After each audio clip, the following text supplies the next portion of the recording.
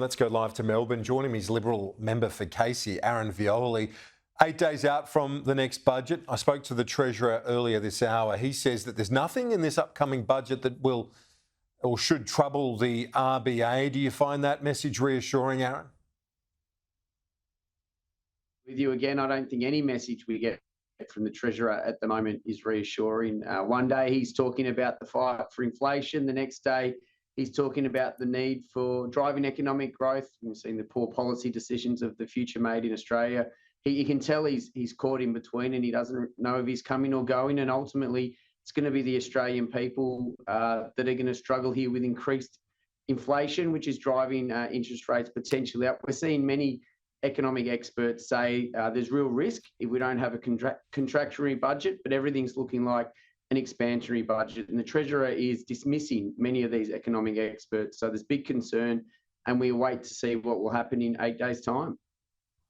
Do you think the government should be providing more support on energy rebates, rental assistance and so on?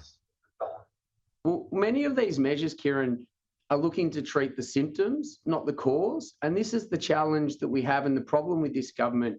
They've spent 2 years treating symptoms, but not the cause of inflation and looking to bring it down. Obviously, there were some supply side factors coming out of COVID, but they've gone through the system. That's why it has dropped from about 7.6% to 3.6%. That's the supply side coming out. That's the easy job because that was happening regardless of who was in charge. The real challenge is to get it from the 3.6 down to the 2.5, between that 2 to 3% band.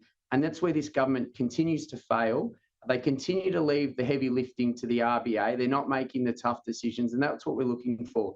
This Treasurer was blessed with upside revenue that he had no control over through commodity prices, through low unemployment that he inherited, through increased where tax should the cuts be made, do you think?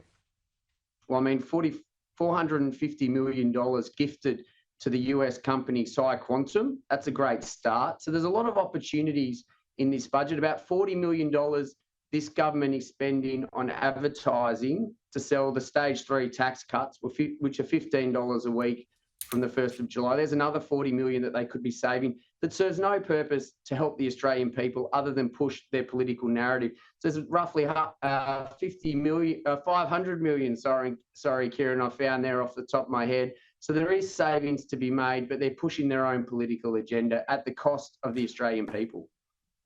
You mentioned that investment in the quantum computer. What's your concern about that? Because the research the government released on that funding announcement was a Boston consultant suggested the multiple effect of that investment will be massive for the Australian economy.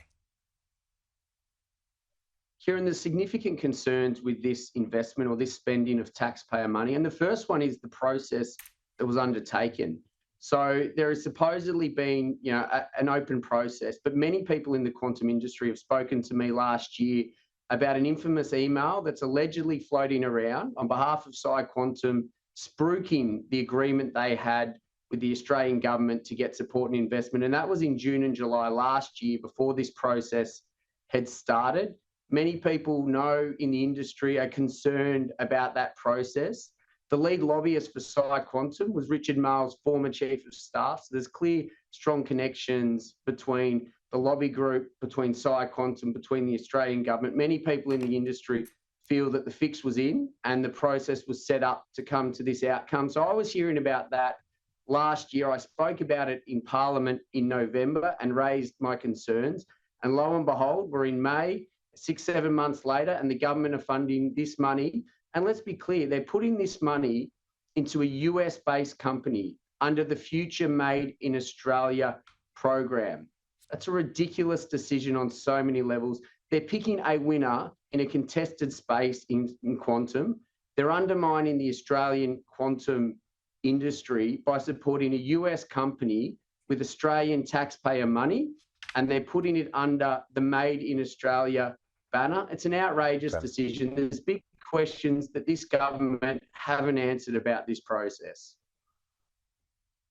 Aaron Violi, appreciate your time. Well, no doubt you'll be staying on that one as Parliament returns next week. We'll catch you then.